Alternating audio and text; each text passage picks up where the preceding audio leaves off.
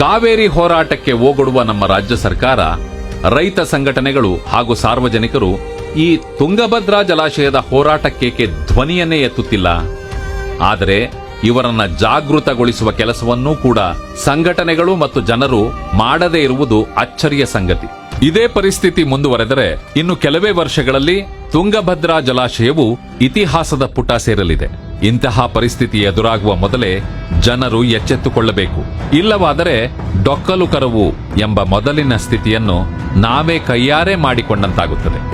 ಭವಿಷ್ಯದ ಈ ಗಂಭೀರತೆಯನ್ನ ನಿವಾರಿಸಲು ಇಂದಿನ ಜನಪ್ರತಿನಿಧಿಗಳು, ಸಾರ್ವಜನಿಕರು, ರೈತರು, ಯುವಕರು, ಮಕ್ಕಳು ಮತ್ತು ಸಂಘಟನೆಗಳು ಎಚ್ಚೆತ್ತುಕೊಳ್ಳಬೇಕಾಗಿದೆ.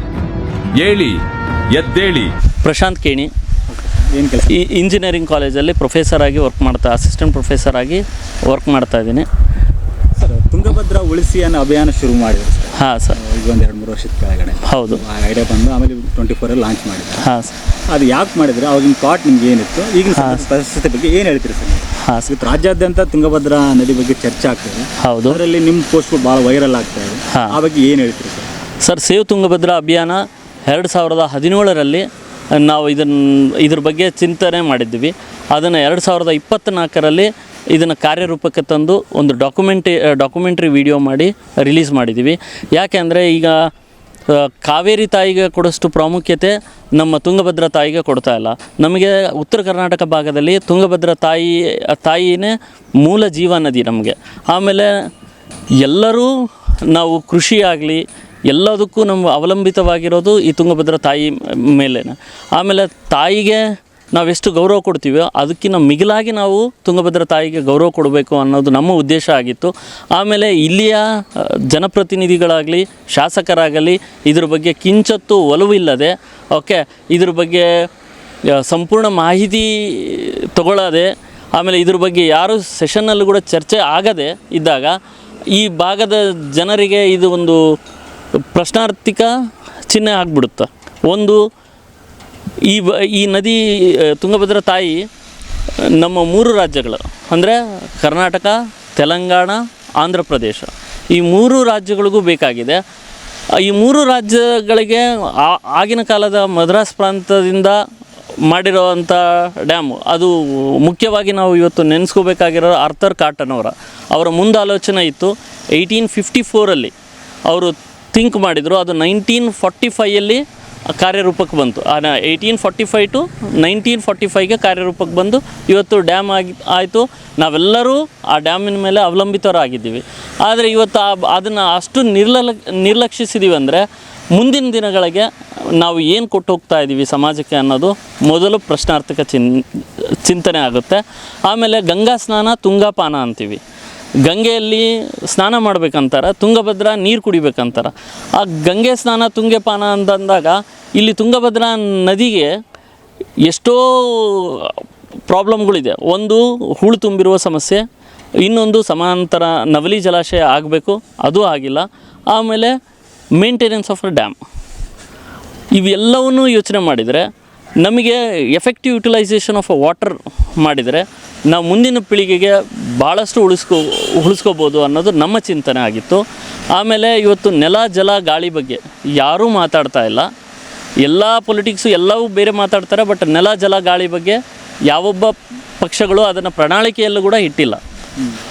ಆಮೇಲೆ ನಮ್ಮ ತುಂಗಭದ್ರಾ ವಿಚಾರಕ್ಕೆ ಬಂದರೆ ಈಗ ಇಷ್ಟು TMC ನೀರು ಸಮುದ್ರಕ್ಕೆ ಹೋಗ್ತಾ ಇದೆ.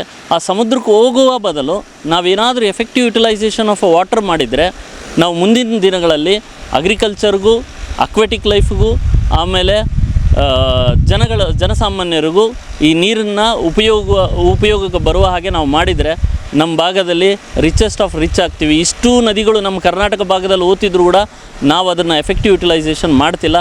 ಎಸ್ಪೆಷಲಿ ಉತ್ತರ ಕರ್ನಾಟಕ ಭಾಗ ಅಂದ್ರೇ ನೆಗ್ಲಿಜೆನ್ಸಿ ಇದೆ.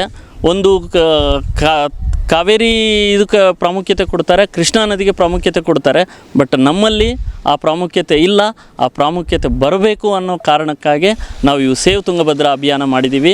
ನನ್ನ ಜೊತೆ ಕೆಲವಾರು ರಿಟೈರ್ಡ್ ಇಂಜಿನಿಯರ್ಸು ಎಲ್ಲ ಒಂದು ತಜ್ಞರ ಟೀಮ್ ಒಳಗೊಂಡು ನಾವು ಇದನ್ನು ಕಾರ್ಯರೂಪಕ್ಕೆ ತಂದಿದ್ದೀವಿ ಅಂತ ಹೇಳಲಿಕ್ಕೆ ಇಚ್ಛೆಪಡ್ತೀನಿ. ಈಗ ಪ್ರೆಸೆಂಟ್ ಸಿಚುವೇಶನ್ ಇವಾಗ ತುಂಗಭದ್ರ ಬಗ್ಗೆ ಎಲ್ಲರೂ ಮಾತಾಡ್ತಾ ಇದ್ದಾರೆ. ಹಾಂ, 19 ಗೇಟ್ ಕಟ್ಟಾಗಿ ನೀರು ಪೋಲ್ ಆಗ್ತಾ ಇದೆ. ಇದು ಈ ಬಗ್ಗೆ ಹೇಳಿದ್ರೆ ತಾವೇನು ಹೇಳ್ತೀರಿ ಸರ್? ಈಗ ಅಂದ್ಕೊಂಡಿರೋ ಹಾಗೆ ಸ್ಟಾಪ್ ಲಾಕ್ ಗೇಟ್ಸನ್ನು ಅಳವಡಿಸೋದು ಭಾಳ ಮುಖ್ಯ ಇದೆ. ಇಲ್ಲೇ ಅಲ್ಲ, ಎಲ್ಲ ಡ್ಯಾಮ್ಗಳಿಗೂ ಮುಖ್ಯ ಇದೆ. ಅದನ್ನೊಂದು ಅಳವಡಿಸಬೇಕು. ಆಮೇಲೆ ಹೂಳಿನ ಸಮಸ್ಯೆಗೆ ಪರ್ಯಾಯ ಸೊಲ್ಯೂಷನ್ಸ್ ಏನು ಅನ್ನೋದನ್ನ ಬಗ್ಗೆ ಸಾಮಾಜಿಕ ಚಿಂತನೆ ಆಗಬೇಕಾಗಿದೆ. ಟೆಕ್ನಿಕಲಿ ಕೂಡ ಸಾಮಾಜಿಕ ಚಿಂತನೆ ಆಗಬೇಕಾಗಿದೆ. ಆಮೇಲೆ ನವಲಿ ಡ್ಯಾಮ್ ಬಗ್ಗೆ ಆದಷ್ಟು ಬೇಗ, ಈಗ ನವಲಿ ಡ್ಯಾಮ್ ಬಗ್ಗೆ ಹೇಳ್ತಾನೆ 8 ವರ್ಷಗಳಾಗಿದೆ, ಅದನ್ನು ಯಾವುದೂ ಕಾರ್ಯರೂಪಕ್ಕೇನೂ ಬಂದಿಲ್ಲ. ಅದನ್ನೊಂದು ಬಂದರೆ ಇಲ್ಲಿ ಈ ಭಾಗಕ್ಕೆ ಒಂದು ಒಳ್ಳೆಯದಾಗುತ್ತೆ ಅನ್ನೋದು ನಮ್ಮ ಅಭಿಪ್ರಾಯ. ಈ ಭಾಗದ ಜನರಿಗೆ, ಜನಪ್ರತಿನಿಧಿಗಳಿಗೆ, ಅಧಿಕಾರಿಗಳಿಗೆ ತುಂಗಭದ್ರಾ ಡ್ಯಾಮ್ ಕುರಿತು ನೀವು ಜಾಗೃತಿ ಮೂಡಿಸೋದು ಏನಂತ ಹೇಳ್ತೀರಿ ಸರ್? ಒಂದು ಸಲಹೆ ಕೊಡಿ. ನಾವು ಅವಲಂಬಿತವಾಗಿರೋದು ಬೆಳಿಗ್ಗೆಯಿಂದ ರಾತ್ರಿವರೆಗೆ ಈ ತುಂಗಭದ್ರಾ ತಾಯಿನೇ ಅವಲಂಬಿತವಾಗಿರೋರು. ಈ ತಾಯಿ ಊಟ ಇರಲಾರ್ದೆ ಇರ್ಬೋದು, ಬಟ್ ನೀರು ಮಾತ್ರ ಬೇಕೇ ಬೇಕು. ಆದ ಕಾರಣ ನಾನೆಲ್ಲರನ್ನು ಕೇಳ್ಕೊಳ್ಳೋದಿಷ್ಟೇ, ನೀರಿನ ಬಗ್ಗೆ ಅರಿವಿರಬೇಕು, ಜಾಗೃತರಾಗಬೇಕು. ಇದನ್ನು ನೀರನ್ನು ಉಳಿಸಿದರೆ ಮುಂದಿನ ಪೀಳಿಗೆಗೆ ಎಲ್ಲರಿಗೂ ಅನುಕೂಲವಾಗುತ್ತೆ ಅನ್ನೋದು ನನ್ನ ಅಭಿಪ್ರಾಯ. ಈಗ ನಿಮ್ಮ ಅಭಿಯಾನದಲ್ಲಿ ಸಾಕಷ್ಟು ಚರ್ಚೆ ಮಾಡಿದ್ದಾರೆ ತಜ್ಞರ ಜೊತೆ. ಇನ್ನು ಮುಂದೆ ಯಾವ ರೀತಿಯಲ್ಲಿ ರೂಪುಗೊಳ್ಳಲಿದೆ? ಅದು ಕಾರ್ಯರೂಪಕ್ಕೆ ತೊಗೊತೀವಿ ಸರ್. ಇನ್ನೂ ಒಂದು ಮುಖ್ಯ ವಿಚಾರ ಹೇಳಬೇಕಂದ್ರೆ ಕಸ್ಟೋಡಿಯನ್ ಆಫ್ ತುಂಗಭದ್ರಾ ಯಾರು ನೀವು ಹೇಳಬೇಕಾಗತ್ತೆ, ನಾನು ಎಲ್ಲರನ್ನೂ ಕೇಳಬೇಕಾಗುತ್ತೆ. Who is a custodian of Tungabhadra?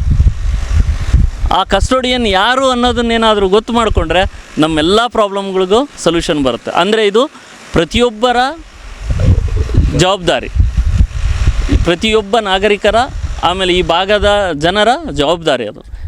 ಅದನ್ನು ಅರಿತರೆ ಸಾಕು, ಇದರ ಸೇವ್ ತುಂಗಭದ್ರಾ ಪ್ರಾಬ್ಲಮ್ಗೆ ಸೊಲ್ಯೂಷನ್ ಎಲ್ಲರೂ ಹುಡುಕುವ ಆಗುತ್ತೆ ಅನ್ನೋದು ನನ್ನ 2 ಮಾತುಗಳನ್ನು ಹೇಳಿ ಮುಗಿಸ್ಲಿಕ್ಕೆ ಇಚ್ಛೆಪಡ್ತೇನೆ. ಸೊ ಸೇವ್ ತುಂಗಭದ್ರಾ ಅಭಿಯಾನ ಈಗ 3 ತಿಂಗಳ ಮುಂಚೆ ಸ್ಟಾರ್ಟ್ ಮಾಡಿರೋದು. ಅದು ಯೂಟ್ಯೂಬು, ಫೇಸ್ಬುಕ್ಕು, ಇನ್ಸ್ಟಾಗ್ರಾಮಲ್ಲಿ, ಫೇಸ್ಬುಕ್ಕಲ್ಲಿ ಎಲ್ಲ ಕಡೆ ಅದು ಸ್ಪ್ರೆಡ್ ಮಾಡಿದ್ದೀವಿ. ಅದು ಡಿಜಿಟಲ್ ಅವೇರ್ನೆಸ್ ಮಾಡಿದ್ದೀವಿ ನಾವು. ಕೆಲವೊಬ್ಬರು ರೈತ ಮುಖಂಡರು ಎಲ್ಲರೂ ಅಪ್ರೋಚ್ ಆಗ್ತಾ ಇದ್ದಾರೆ. ಮುಂದಿನ ದಿನಗಳಿಗೆ ಎಲ್ಲ ಆರ್ಗನೈಸೇಷನವರು, ನಾವು ಇವರು ಅವರು ಅಂತ ಹೇಳಲ್ಲ, ಎಲ್ಲ ಆರ್ಗನೈಸೇಷನವರು ಒಟ್ಟುಗೂಡಿದ್ರಿಗಿನ ಇದಕ್ಕೊಂದು ಸೊಲ್ಯೂಷನ್ ಹುಡುಕ್ಬೋದು ಅನ್ನೋದು ನಮ್ಮ ಅಭಿಪ್ರಾಯ.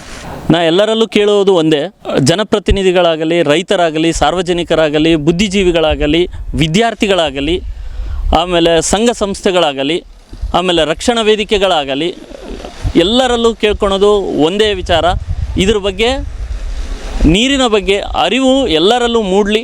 ಆಮೇಲೆ ತುಂಗಭದ್ರಾ ಉಳಿಸಿ ಅನ್ನೋ ಅಭಿಯಾನಕ್ಕೆ ಎಲ್ಲರೂ ಕೈ ಜೋಡಿಸಿರಿ ಅನ್ನೋದು ನಿಮ್ಮಲ್ಲಿ ಕಳಕಳಿಯಿಂದ ವಿನಂತಿಸುತ್ತೇನೆ. ಬಳ್ಳಾರಿಯ ನಿರಂತರ ಸುದ್ದಿಗಾಗಿ ಬಳ್ಳಾರಿ ಬೆಳಗಾಯಿತು ಚಾನೆಲ್ನ ಸಬ್ಸ್ಕ್ರೈಬ್ ಮಾಡಿ ಹಾಗೂ ಬೆಲ್ ಐಕಾನ್ ಒತ್ತಿ.